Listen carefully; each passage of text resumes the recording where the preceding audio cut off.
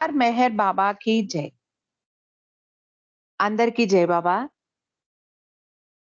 మనం గత కొన్ని రోజులుగా 'మెహరా మెహర్' అన్న పుస్తకాన్ని చదువుకోవడానికి ప్రయత్నం చేస్తూ ఉన్నాం. ఇప్పుడు 1928 సంవత్సరంలో జరుగుతున్నటువంటి ముచ్చట్లు మనం చదువుకుంటున్నాం.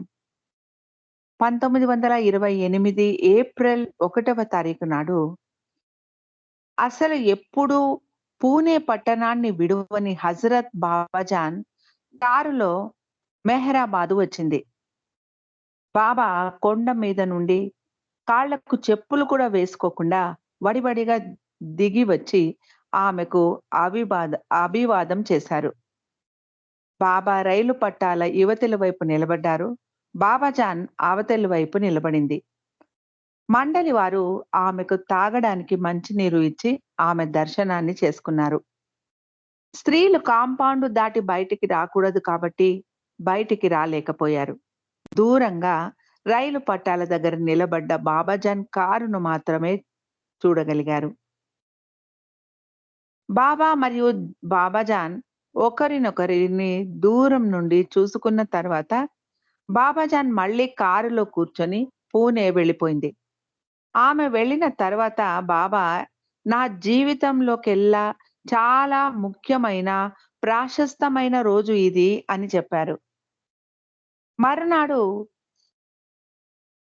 బాబాజాన్ చర్యకు ప్రతిచర్యగా బాబా పూణే వెళ్లి బండ్ గార్డెన్‌లో కూర్చుని ఉన్న బాబాజాన్‌ను దూరం నుండే చూసి మళ్ళీ తిరిగి వచ్చేశారు.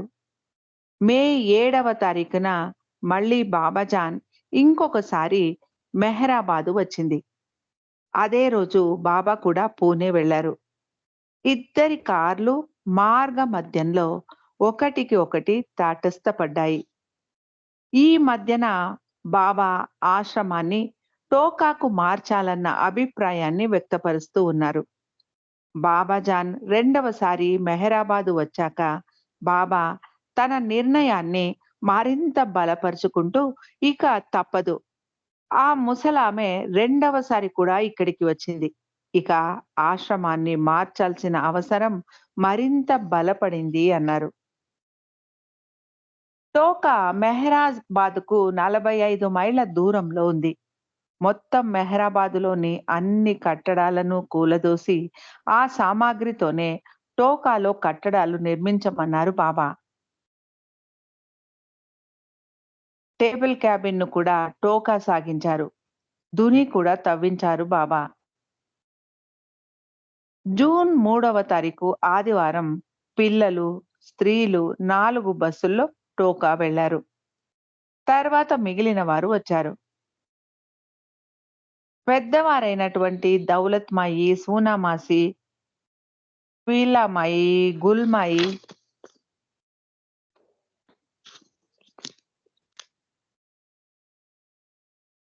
వారితో పాటుగా చిన్న పిల్లలు మెహరా, చిన్న కుర్షద్, నాజా మరియు డాలి, అంతేకాకుండా సెలవుల కోసం వచ్చిన మణి మరియు షిరీన్‌మయి కూడా టోకా రావడం జరిగింది. ఆ రోజులను గుర్తు చేసుకుంటూ మణి ఇలా అంటారు. నేను చాలా ఆశ్చర్యపోయాను. ఏదో హిందీ సినిమాలో దేవుడు ఒక చోటు నుండి మరొక చోటికి ఒక వస్తువును మార్చినట్టు బాబా మెహరాబాద్ ఆశ్రమాన్ని టోకాకు మార్చేసినట్టు అనిపించింది నాకు అంటారు మణి. టోకాలో స్త్రీలకు అటు ఇటు స్వేచ్ఛగా తిరగడానికి వీలు ఉండేలాగా పెద్ద కాంపౌండ్ నిర్మించారు.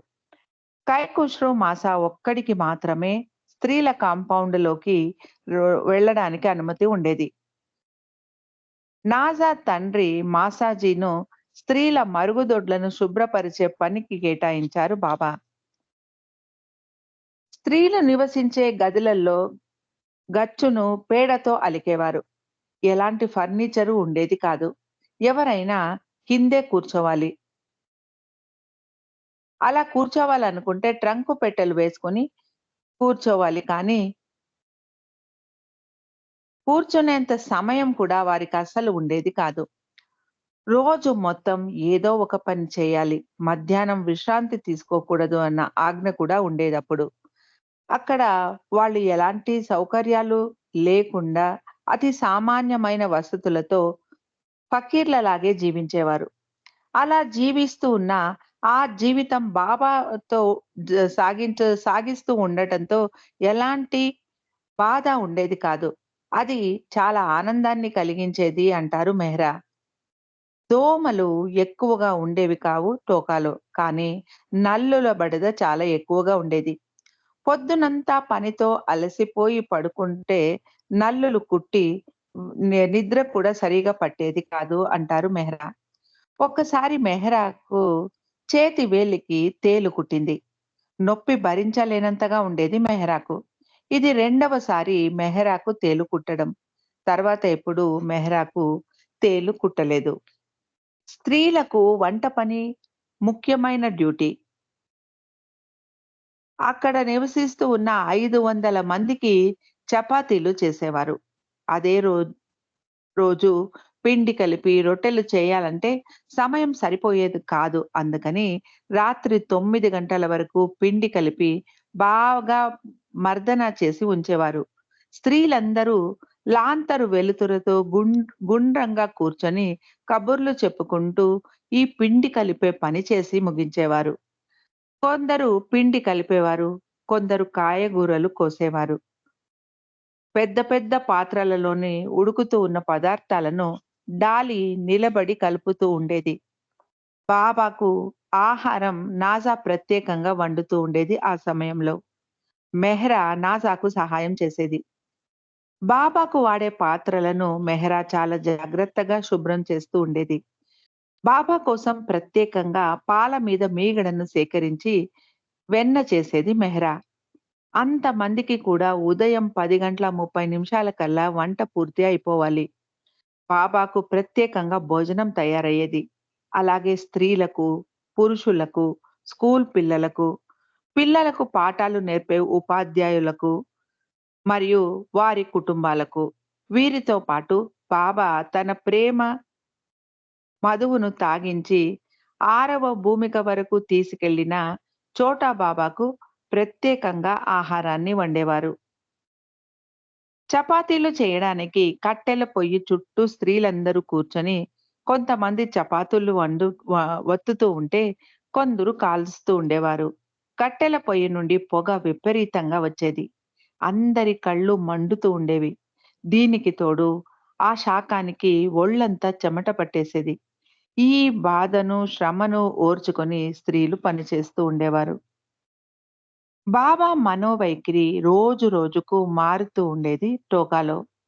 ఒకరోజు ఉల్లాసంగా ఉంటే, ఇంకొక రోజు చాలా అశాంతిగా ఉండేవారు బాబా. అప్పుడప్పుడు స్త్రీల వైపు వచ్చేవారు. కానీ కొన్ని రోజులు వరుసగా బాబా స్త్రీల వైపుకు అస్సలు రాలేదు. అందరూ బాబా కోసం ఎదురు చూడసాగారు. జూన్ 22వ తారీఖున బాబా తన టేబుల్ క్యాబిన్‌లో ఏకాంతవాసాన్ని ప్రారంభించారు. చిన్న కుర్షత్‌కు ఒక ఆలోచన వచ్చింది. అందరూ స్త్రీలను సమావేశపరిచి, బాబా మనల్ని చూడటానికి వచ్చే వరకు మనమందరం మౌన వ్రతాన్ని పాటిద్దాం అని చెప్పింది ఖుర్షద్. బాబాకు ఈ విషయం తెలిసి గుల్మాయి చేత తన అక్షర ఫలకం పైన ఇలా సూచించారు. నేను ఆదేశిస్తే మాత్రమే మీరు మౌనం పాటించాలి అని సూచించారు బాబా. మండలి వారు తనకు విధేయతను చూపడం లేదు అని బాబా అనడం ప్రారంభించారు. ఒకరోజు జూన్ 24వ తారీఖు నాడు బాబా ఉదయం లేవగానే బాబా పనులు చూడటానికి, బాబాకు స్నానానికి, మొహం కడుక్కోవడానికి సహాయం చేయడానికి ఎవ్వరూ రాలేదు. బాబాకు చాలా కోపం వచ్చింది. నేను మీతో చాలా విసిగిపోయాను. ఏదో ఒక రోజు మీకెవ్వరికీ చెప్పకుండా ఒంటరిగా నేను వెళ్ళిపోతాను. మళ్ళీ మీరెవ్వరూ నన్ను నా భౌతిక శరీరంతో చూడలేరు. ఇది రాసి పెట్టుకోండి అని చాలా గట్టిగా చెప్పారు బాబా. స్త్రీలను కూడా తప్పుపట్టారు బాబా. అర్ధరాత్రి తాను భోజనం కావాలని కబురు పెడితే భోజనం సిద్ధంగా లేదు. బాబా ఎంతసేపటికి భోజనం అడగలేదు గనక బాబా ఇక తినరేమో అనుకొని వారే బాబా భోజనాన్ని కూడా తినేశారు. జూన్ 30వ తారీఖు నాడు ఇంగ్లాండ్ నుండి మెరిడిత్ స్టార్, అతడి కాబోయే భార్య మార్గరెట్, అలాగే ఆమె చెల్లెలు ఎస్తర్ రోజ్ టోకా వచ్చారు. వారి కోసం ప్రత్యేకంగా కట్టించిన గదులు కేటాయించారు బాబా. వీరి కోసం ప్రత్యేకంగా వేరే ఆహారం వండాల్సిన బాధ్యత స్త్రీలకు ఇవ్వబడింది. పాశ్చాత్య స్త్రీలిద్దరూ మెహ్రా మరియు ఫ్రీనీలతో మాత్రమే మాట్లాడగలిగేవారు. మిగిలిన వారెవ్వరికీ ఇంగ్లీషు మాట్లాడడం వచ్చేది కాదు. టోకాలో ఉన్నప్పుడు గుల్మాయి బాబా తలను దువ్వేది. మిగిలిన స్త్రీలకు కూడా అవకాశం ఇవ్వడానికి బాబా లాటరీ పద్ధతిని ప్రవేశపెట్టారు. ఫ్రీని, పీలామాయి, సూనామాసీలకు బాబా తల దువ్వే అదృష్టం అక్కడ దొరికింది. అయితే కొద్ది రోజుల తర్వాత మెహ్రాకు మాత్రమే ఆ బాధ్యతను శాశ్వతంగా అప్పగించేశారు బాబా. ఒకరోజు సూనామాసి చూసుకోకుండా బాబా యొక్క మంచినీళ్ల కుండను పొరపాటుగా తోసేసింది. ముక్కలైన ఆ కుండను చూసి స్త్రీలందరూ గాబరాపడ్డారు. బాబా రాత్రిపూట నీళ్ల కోసం కబురు పెడితే ఎలాగా? గతంలో భోజనం విషయంలో జరిగినట్టు బాబాకు కోపం రావచ్చు. బాబాకు నీళ్లు ఇవ్వడం మెహ్రాకు ఇవ్వబడ్డ బాధ్యత. కాబట్టి మెహ్రా కూడా కొంచెం గాబరా పడింది. విషయం తెలిసి బాబా మెహ్రాతో, ఇది ఎవ్వరి తప్పు కాదు. ఈ క్రియకు ప్రతిక్రియ మొత్తం ప్రపంచమంతా వ్యాపిస్తుంది అన్నారు. టోకాలో చాలా సమయం బాబా ఆశ్రమ పిల్లలతోనే గడిపేవారు. స్త్రీల వైపుకు అరుదుగా వచ్చేవారు. దీని గురించి స్త్రీలు బాబాతో ఫిర్యాదు చేయడంతో బాబా, సరే, మీ ఇరువైపుల వారికి ఒక పరీక్ష పెడతాను. ఎవరికి నా మీద ఎక్కువ ప్రేమ ఉందో తేల్చుకుందాము అన్నారు. స్త్రీలు ఒకవైపు, పిల్లలు మరొక వైపు ఒక పెద్ద తాడును పట్టుకొని లాగమన్నారు బాబా. మధ్యన బాబా నిల్చున్నారు. ఎవరు గట్టిగా బలంగా తాడును తమ వైపుకు లాగగలిగితే వారు గెలిచినట్టే. ఆ ఆటలో స్త్రీలే గెలిచారు. దాంతో బాబా స్త్రీల వైపు ఎక్కువసేపు గడిపేవారు. సెప్టెంబర్ 8వ తారీఖున శ్రీకృష్ణ జన్మాష్టమి వచ్చింది.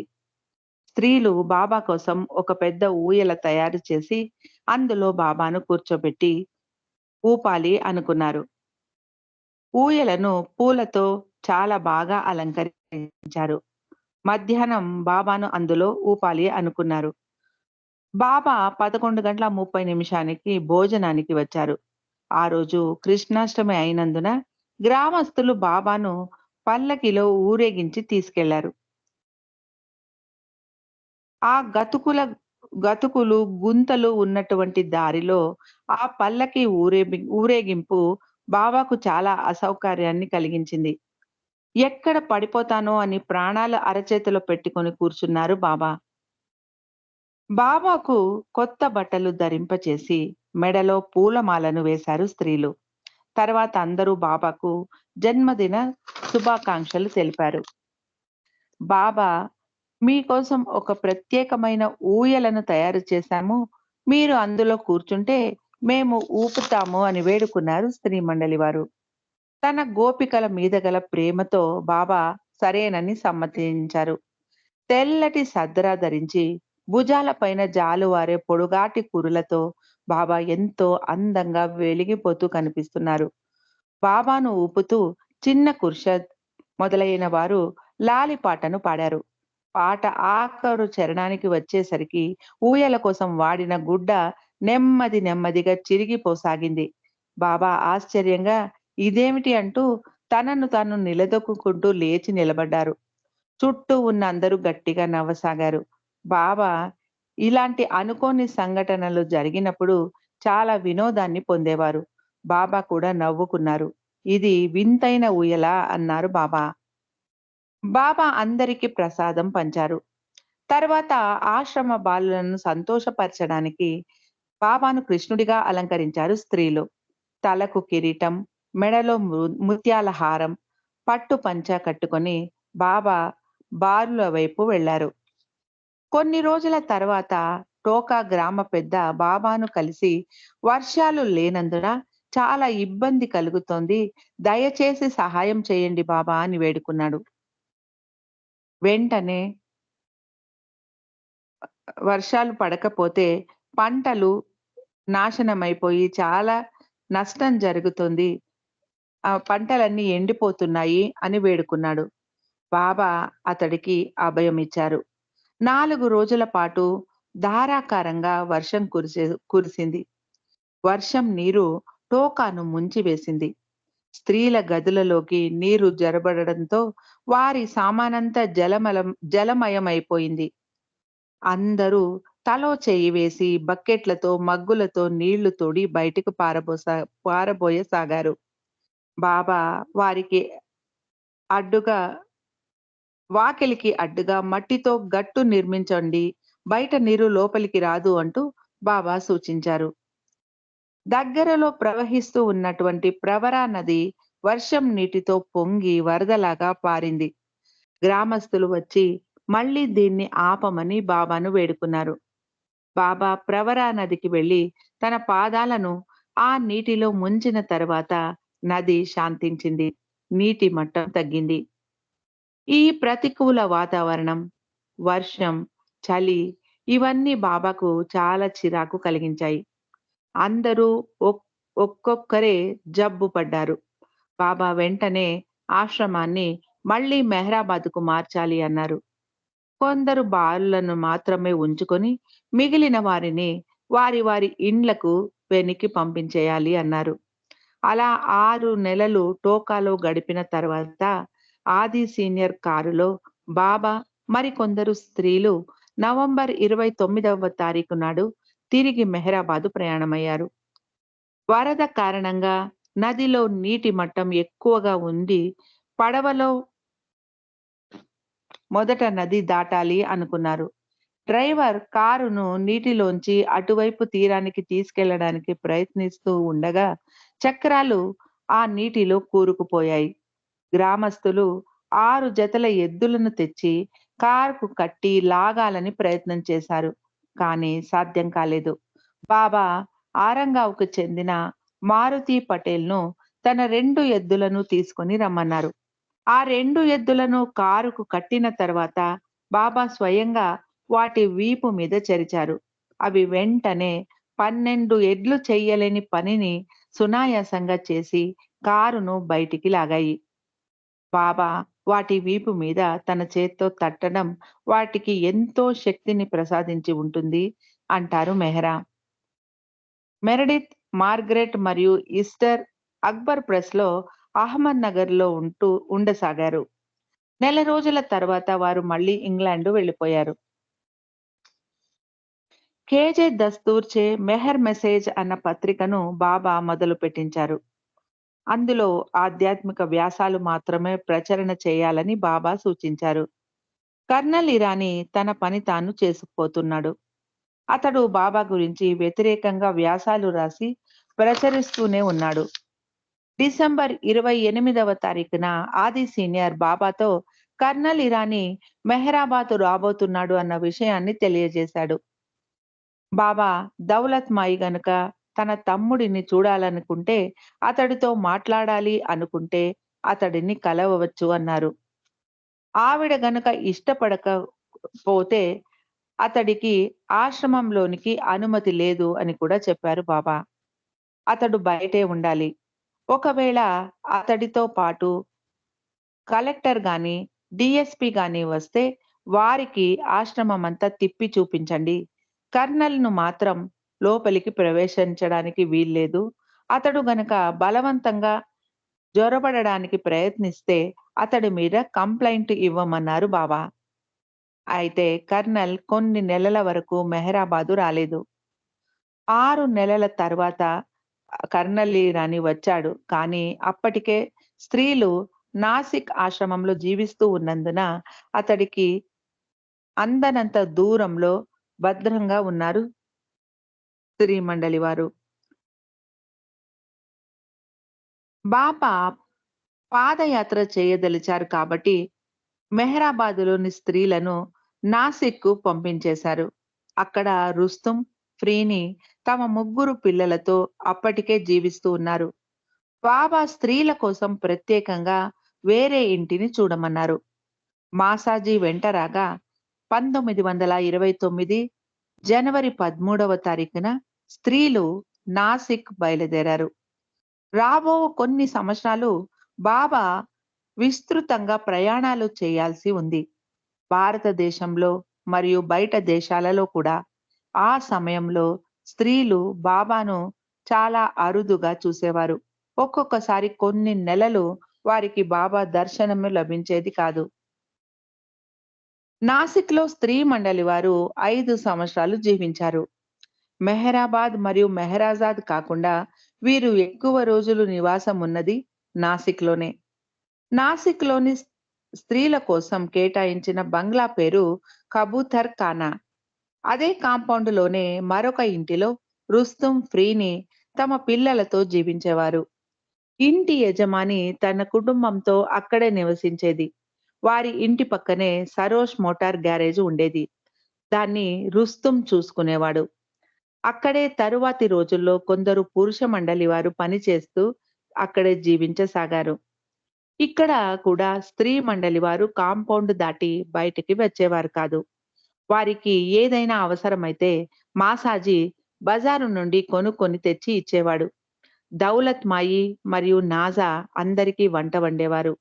బాబా ఆ సమయంలో ఎక్కువ ప్రయాణాలు చేస్తూ తిరుగుతూ ఉండేవారు. 2, 3 నెలలకు ఒక్కసారి కేవలం 3, 4 రోజులు మాత్రం నాసిక్‌లో ఉండి మళ్ళీ వెళ్ళిపోతూ ఉండేవారు బాబా. బాబా అలా నాసిక్ రావడానికి ముందు టెలిగ్రామ్ పంపించేవారు. తాను వస్తున్నాను అన్న కబురును అందించేవారు. బాబా కోసం మరియు బాబాతో పాటుగా వచ్చేవారి కోసం దౌలత్ మాయి, నాజా, మెహ్రా అన్నం, పప్పు, కాయగూరలు వండి సిద్ధంగా ఉంచేవారు. ఒక్కసారి బాబా ఇలాగే 11 గంటలకల్లా వస్తాను అని టెలిగ్రామ్ ఇచ్చి అరగంట ముందే వచ్చేశారు. వస్తూ వస్తూ 10 మంది కంటే ఎక్కువ మందినే తనతో పాటు తీసుకొచ్చేశారు. వీరు వండిన ఆహారం అందరికీ సరిపోదు కాబట్టి బాబాకు ప్రత్యేకంగా ఆహారాన్ని పక్కకు తీసి మిగిలిన పప్పులో నీళ్లు కలిపి అందరికీ సరిపోయేలాగా మరికొంచెం ఉప్పు, వెన్న వేసి దాన్ని రుచికరంగా సరిచేసింది దౌలత్మాయి. గుల్మాయి అప్పుడప్పుడు నాసిక్ వచ్చి కొన్ని రోజులు ఉండి మళ్ళీ తిరిగి నగర్ వెళ్ళిపోయేది. ఆమె కూతురు డాలీ నాసిక్‌లో స్త్రీలతో పాటు ఉండేది. ఒకసారి బాబా స్త్రీలను పాండులిన గుహలు చూపించడానికి తీసుకెళ్లారు. ఎప్పుడూ ఇంటిలోనే గడుపుతూ ఉన్న స్త్రీలకు ఇలా బాబాతో బయటికి వెళ్ళడం ఎంతో సంతోషాన్ని కలిగించింది. కొద్ది రోజుల తర్వాత తాను బస్సులో కాశ్మీర్ వెళ్ళబోతున్నాను అని బాబా తెలియజేశారు.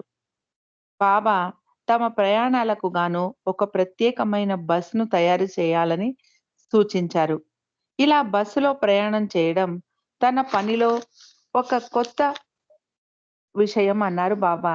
ఈ బస్సు ప్రయాణం తన కార్యక్రమంలో ఎంతో ప్రాముఖ్యతను సంతరించుకుంటుంది అంటూ బాబా ఇలా అన్నారు. నా ప్రతి విధానం, నా ప్రయాణాలు మొదలైన వాటికి ఏదో ప్రాముఖ్యత ఉంది. ఈ ప్రయాణాలు ఒకరోజు తన రాజ్యంలోని వివిధ ప్రదేశాలను వివిధ ప్రదేశాలలోని విషయాలను, పరిస్థితులను పరిశీలన చేయడానికి, వాటి అభివృద్ధిని తెలుసుకోవడానికి చేసే ప్రయాణాలతో పోల్చవచ్చు అన్నారు బాబా. బాబా ఇలా ప్రయాణాలకు వెళుతూ, తాను తిరిగి వచ్చే లోపల ఒక మంచి నాటకాన్ని అభ్యాసం చేసి, తన కోసం ప్రదర్శించమని చెప్పేవారు స్త్రీలకు. బాబా స్వయంగా ఆ నాటకానికి కావాల్సిన కథను, పాటలను ఇచ్చి, బాగా ప్రాక్టీస్ చేసి ప్రదర్శించండి అని చెప్పి వెళ్ళిపోయేవారు. ఆ నాటకం ఎంతో ఆసక్తికరంగా, వినోదం కలిగించేలాగా ఉండేది. ఆ నాటకం రాధాకృష్ణులు, తర్వాత గోపికలకు సంబంధించిన సంఘటనలతో ఉండేది. గోపికలు పాలు, వెన్న ఉన్న కుండను నెత్తిన పెట్టుకొని వెళుతూ ఉంటే, కృష్ణుడు వారి వెంట పడి, వారి కొంగును పట్టుకొని వారిని వెళ్ళకుండా ఆపడం. అతడు అవతార పురుషుడన్న విషయం తెలియని గోపికలు, "మమ్మల్ని ఎందుకు వేధిస్తావు కృష్ణ" అంటూ కృష్ణుణ్ణి అడగడం. నాకు పాలు, మీగడలు కావాలని కృష్ణుడు అడగడం. వారు వెన్న మీదగా మీగడలను కృష్ణుడికి సమర్పించడం ఇలా ఉండేది నాటకంలోని కథా వస్తువు. బాబా కృష్ణుడు అలాగే గోపికలు బాబా కృష్ణుడు అలా గోపికలను ఎందుకు ఏడిపించేవాడో వివరిస్తూ స్త్రీలకు ఇలా చెప్పారు. వారికి అవతార పురుషుడికి సేవ చేసే భాగ్యాన్ని ప్రసాదించి, తన సాంగత్యాన్ని వారికి ఇవ్వడం ద్వారా, వారు తన శిష్యులుగా మారడానికి అవకాశం కల్పించేవాడు కృష్ణుడు అన్నారు బాబా. మ మణి కృష్ణుడిలాగా, ఖుర్షద్ రాధలాగా అభినయించారు. బాబా నాటకాన్ని చూసి చాలా ఆనందించారు. ఈసారి ఇంకొక నాటకం నిజమైన సన్యాసిని, నకిలీ సన్యాసిని గురించి నాటకాన్ని వివరించి చెప్పారు బాబా. అందులో పీలామాయి నకిలీ సాధువుగా, గుల్మాయి నిజమైన సాధువుగా అభినయించారు. మెహ్రా, ఖుర్షద్, మణి నిజమైన సాధువుకు శిష్యులుగా, నాజా, ఫ్రీని, పెద్ద ఖుర్షద్ నకిలీ సాధువుకు శిష్యులుగా నటించారు. 1927 నుండి బాబా రాయడం ఆపేశారు. బాబా పర్షియా ప్రయాణం ప్రారంభమైంది. బ్రిటిష్ అధికారులు బాబా సంతకం లేనిదే వీసా మంజూరు చెయ్యము అన్నారు. బాబా తన పర్షియా పాస్‌పోర్ట్‌తో ప్రయాణం చేయాల్సి వచ్చింది. 2 నెలల తర్వాత బాబా పర్షియా నుండి తిరిగి నాసిక్ వచ్చారు.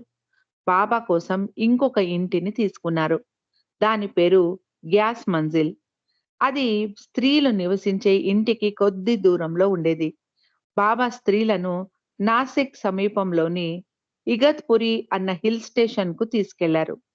చాలా రోజులుగా బయట ప్రపంచాన్నే చూడని స్త్రీలకు ఇది పెద్ద వినోదాన్ని, ఆనందాన్ని కలిగించిన ప్రయాణమైంది.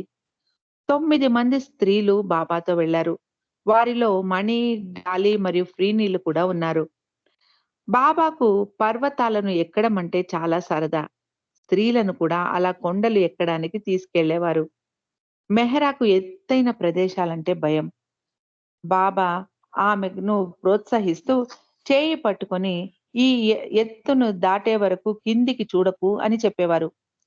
గ్యాస్ మంజిల్‌లో ఉపాసని మహారాజ్ నిర్మించుకున్నట్టు ఒక వెదురు పంజరాన్ని నిర్మించుకొని 1930 జనవరి 9వ తారీఖు నాడు బాబా ఆ పంజరంలో ఏకాంతవాసాన్ని ప్రారంభించారు. తన పనికి గాను ఇలా తనను తాను చిన్న ప్రదేశానికి సీమితం చేసుకోవాల్సిన అవసరం ఏర్పడింది అన్నారు బాబా. అలా 22 రోజులు బాబా అందులోనే ఉన్నారు. స్త్రీలు ఒకే ఒకసారి బాబాను ఆ సమయంలో దర్శించుకున్నారు. ఒక అరగంట పాటు బాబాతో మాట్లాడి దూరం నుండే అభివాదం చేసి వెనక్కి వచ్చేశారు.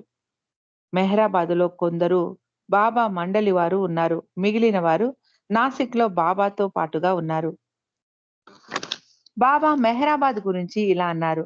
రాబో రోజుల్లో మెహ్రాబాద్ జెరూసలమంత ప్రాముఖ్యతను సంతరించుకుంటుంది. నా ఆధ్యాత్మిక కలాపాలకు ఇది చాలా ప్రాశస్త్యమైన స్థలం. ఈ ప్రదేశం ఎల్లప్పుడూ నా కార్యానికి కేంద్ర బిందువుగా ఉంటుంది అన్నారు బాబా.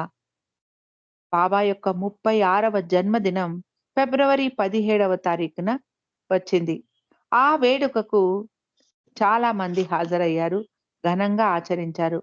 ఒక ప్రేమికుడు బాబాను కొల్లాపూర్ రావాల్సిందిగా ఆహ్వానించాడు.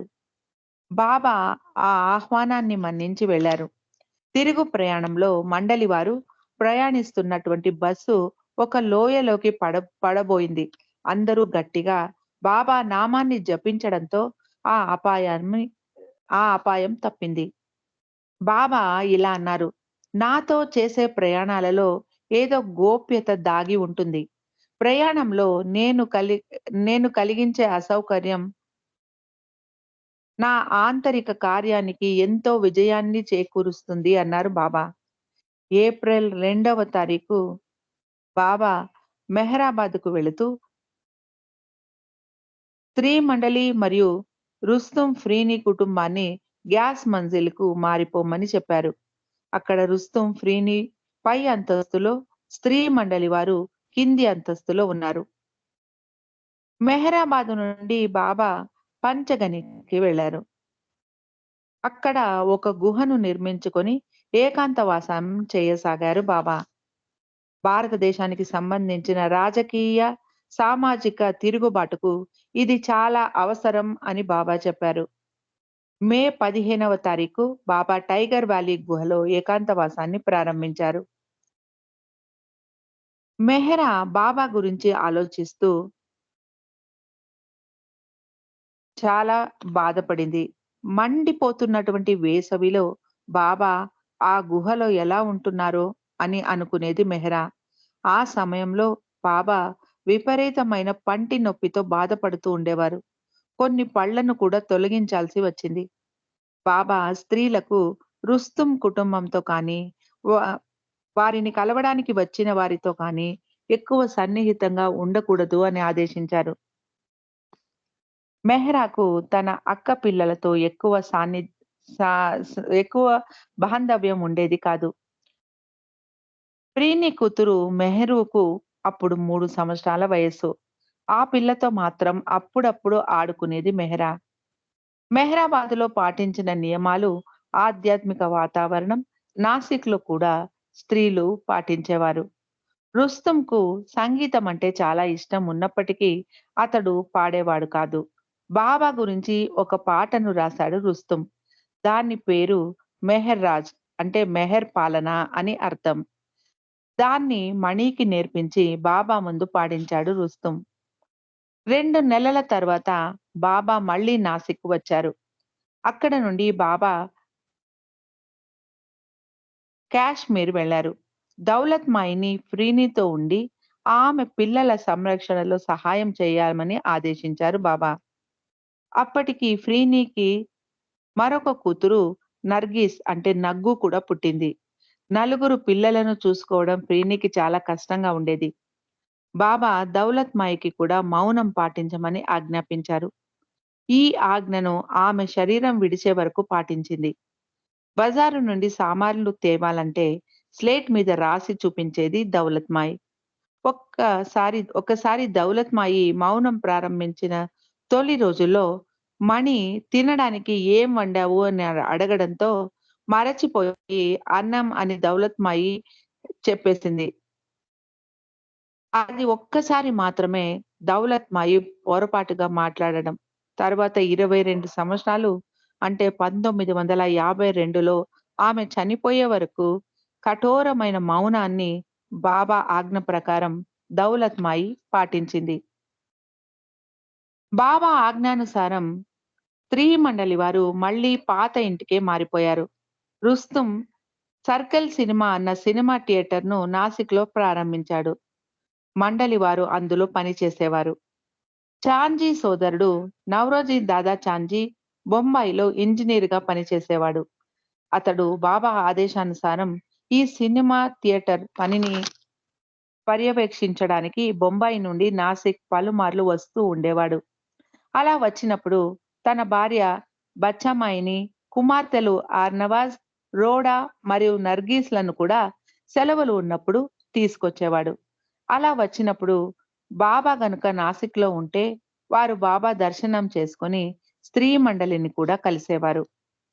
ఆర్నవాజ్ మెహ్రాను నాసిక్‌లో కలిసినప్పుడు ఆమె వయసు 12 సంవత్సరాలు. ఆ రోజులను అర్నవాజ్ గుర్తు చేసుకుంటూ ఇలా అంటారు.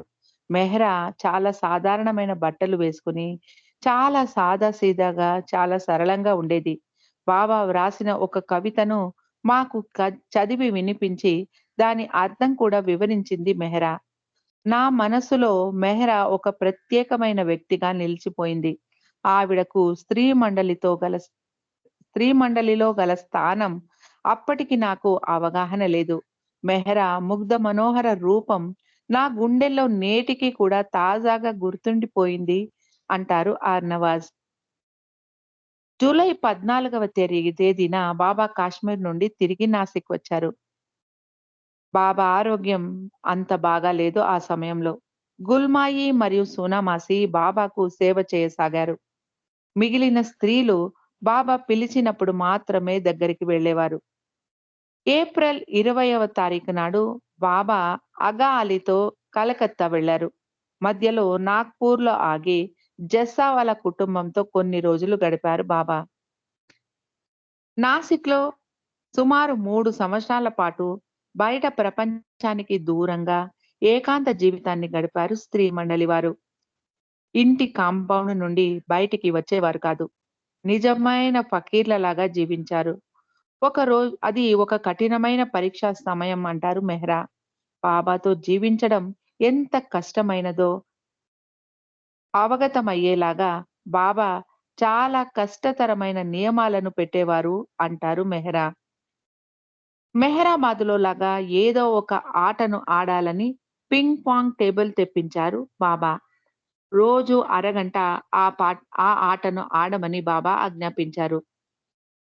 బాబా రంజు కుటుంబాన్ని కూడా స్త్రీలతో పాటు కబూతర్ ఖానాలో ఉండమన్నారు. రంజు భార్య ఖతీజా, వారి కొడుకు ఆలీ, అలాగే ఖతీజా చెల్లెలు హజా స్త్రీలతో పాటుగా ఉండేవారు. అందరూ కలిసి బాబా పాటలు పాడుతూ, బాబా మాటలు వింటూ వంట చేసుకునేవారు. ఒక్కొక్కసారి దీనా తలాటి కాక్ సాహెబ్ భార్య